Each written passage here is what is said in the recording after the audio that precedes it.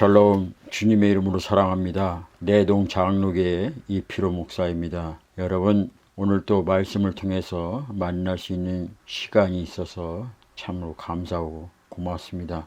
참새 한 마리가 쌀은에 팔리는 것도 하나님이 허락지 아니하다면 결국 그 어느 것도 이루어질 수가 없습니다. 모든 것이 내 힘과 방법으로 이루어지는 것 같지만 결국 하나님이 허락하시고 하나님이 하셔야 됩니다. 오늘 제가 이렇게 영상을 통해서 여러분들에게 말씀을 보내드리지만은 여러분들이 일주일 동안 물론 처음에 수요일날 보내드립니다. 수요일날 이 영상을 보고 하나님의 말씀을 들을 수 있는 사모하는 그런 심령을 가지고 기다렸다가 말씀이 오면은 그 말씀을 보고 은혜 받고 찬양하면 됩니다. 그러나 여러 가지 환경과 이유로 인하여서 그날 보지 못하고 또 그 다음 날도 어떻게 하다 보면 보지 못하고 그러다 보면 일주일이 지나가게 됩니다. 거기에 내 생명을 살리는 말씀이 있었다면 결국 나는 그 생명에 살리는 그 말씀을 듣지 못하고 시간을 낭비하게 된 겁니다. 모든 것이 하나님이 허락하셔야 합니다. 그래서 저와 여러분은 아침에 일어나서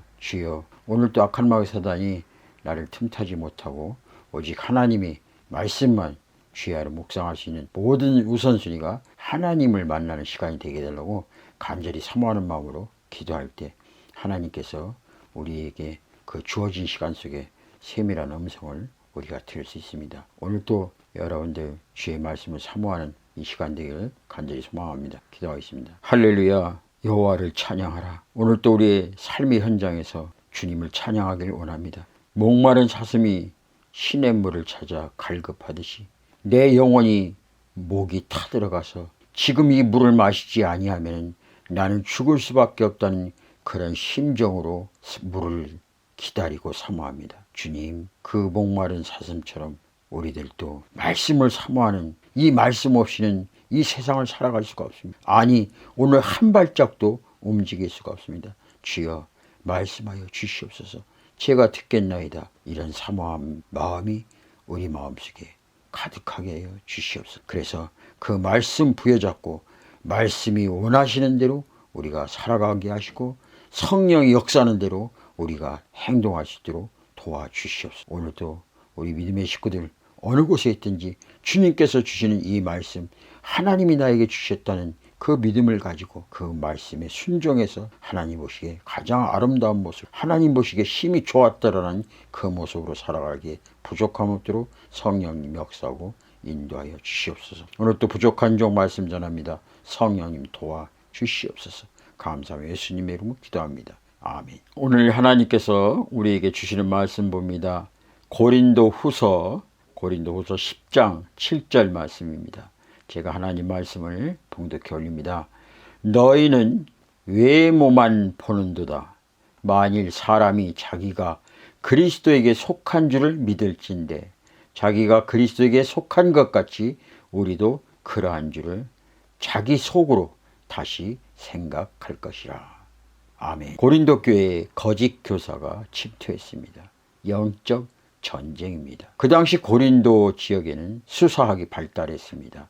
다시 말해서 웅변술이 뛰어난 사람들이 많았습니다. 그 웅변술이 뛰어난 거짓 사도, 거짓 교사들이 고린도 교회 안에 들어와서 사도 바울이 세운 그 고린도 교인들의 마음을 흔들어 놓기 시작합니다. 그들은 수사하게 뛰어난 사람이요 얼마나 말을 잘하든지 그 고린도 교인들이 그 말에 홀딱 넘어가게 됩니다. 그리고 그들 마음속에 의심이 찾아옵니다. 사도 바울이 정말 사도 맞는가? 헌금 문제에 대해서 정말 투명한가? 어찌 사도라면 추천서도 없고 또한 사도라면 생긴 외모가 그렇게 생겼는가? 눈썹은 이상하게 생기고 걷는 거는 이상하게 끼뚱끼뚱하게 걷고 얼굴 여기를 보나 저기를 보나 어느 곳을 보나 사도다운 모습이 하나도 없다는 겁니다. 말할 때는 더듬더듬하기도 하고 글은 좀 쓰는 것 같은데 직접 대면해서 말하면 무슨 말인지 잘 모르겠고 정말 그런 사람이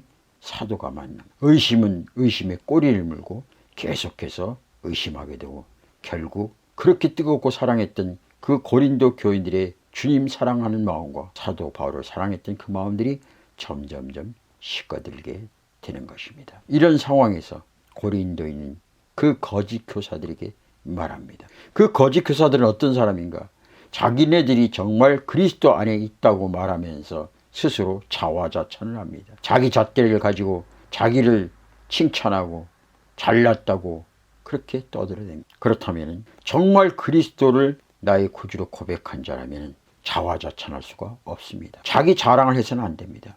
정말 예수를 믿는 사람이라면 오직 예수 그리스도만을 자랑해야 합니다. 그런데 그들은 예수를 진정 믿는 사람이라고 말하면서 어찌 스스로가 자화자찬을 한다는 것은 결국 나는 포도나무라고 말하지만 포도가 열리지 않고 사과가 열리는 것과 같은 이치입니다. 내가 정말 예수를 믿는다고 하면 그의 삶이 예수님의 삶을 살아가는 겁니다. 내가 성령의 충만함을 받았다면 사랑과 희락과 화평과 오래 참음과 자비와 양성과 충성과 온유와 절제가 나의 삶을 통해서 보여져야 합니다. 그런데 진정 성령 받았다고 이야기하면서 시기와 질투와 분노와 이간질시키는 그런 일이 나의 삶에서 보여진다면 그는 성령 받았다고 말할 수가 없는 것입니다. 그렇습니다. 정말 그들이 그리스도인이고 그리스도의 삶을 살고 있다면 사람을 외모로 봐서는 안 됩니다. 그 마음속의 중심을 보아야 됩니다. 옛날 송나라에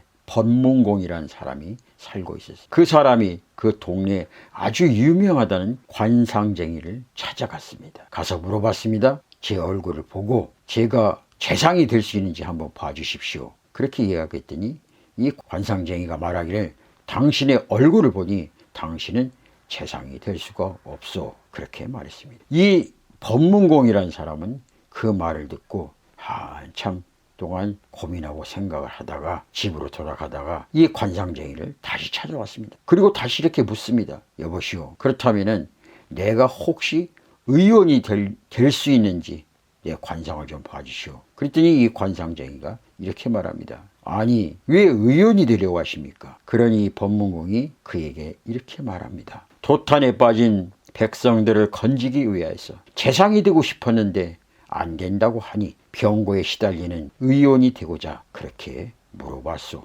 그랬더니 관상쟁이가 그의 얼굴을 한참 쳐다보더니 당신은 재상이 될 수가 있어. 이 법문공이 어리둥절했습니다. 아니, 좀 전에는 재상이 될 수 없다고 말하더니 지금 와서 내가 재상이 될 수 있다고 그렇게 말하니 이게 어찌된 일이요? 그랬더니 이 관상쟁이가 이렇게 말합니다. 관상이라는 것은 첫 번째로 색상이요, 둘째는 골상이요, 셋째는 심상인데 당신의 골상, 다시 말해서 얼굴의 골격을 보니 재상감은 아니요. 그러나 심상, 당신의 마음의 심상을 보니 당신은 재상감이로다. 그래서 내가 겉모습을 보기에는 재상감이 아니오나 그 당신의 마음을 보니 정말 재상감이라는 것을 알게 됐어. 그렇습니다. 사람은 외모를 봅니다. 외모를 보고 판단합니다. 이러쿵저러쿵 이야기하고 외모가 준수하고 멋있고 그러면은 아주 극진히 대접합니다.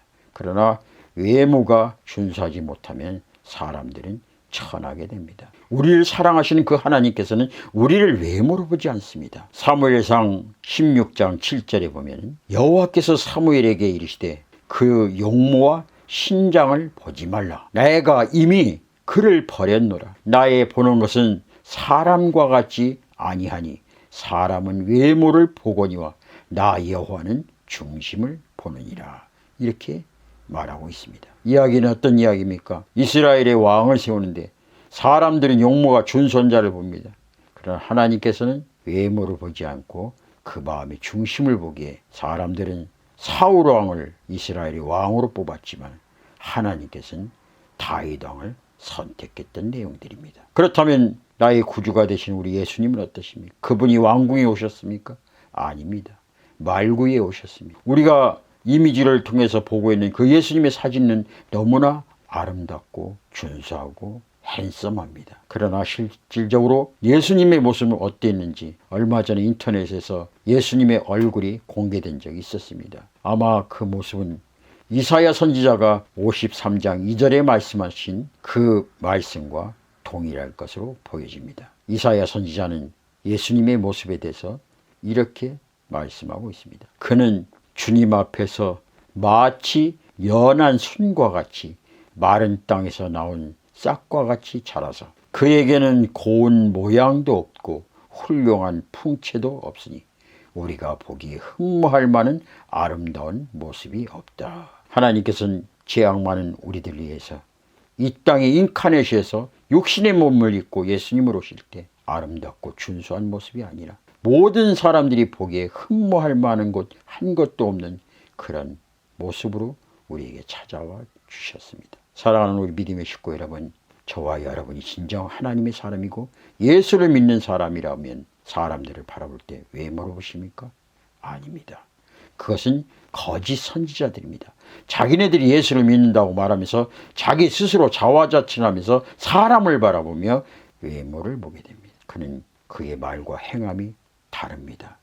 행함이 다른 믿음은 온전한 믿음이 아니요 죽은 믿음입니다. 내가 예수를 믿는다고 하면 예수님처럼 우리의 외모를 보는 것이 아니라 바로 내 안에 있는 중심의 내면을 봅니다. 오늘 또 저와 여러분의 눈에 비춰지는 그 외모, 지향주의, 외모를 보며 판단한 그런 모습들, 이제는 그런 눈을 보지 마시고 영적인 눈, 주님의 눈, 주님의 심장을 가지고 모든 사람들 그 마음속에 있는 내면을 볼 수 있는, 그리고 하나님 앞에 간구하는 것이 주여 사람을 외모로 보고 판단하지 않게 하시고 그 사람의 중심을 바라볼 수 있는 영적인 안목을 달라고 그렇게 기도해야 할 것입니다. 사람을 보며 세상을 볼 땐 만족함이 없었네.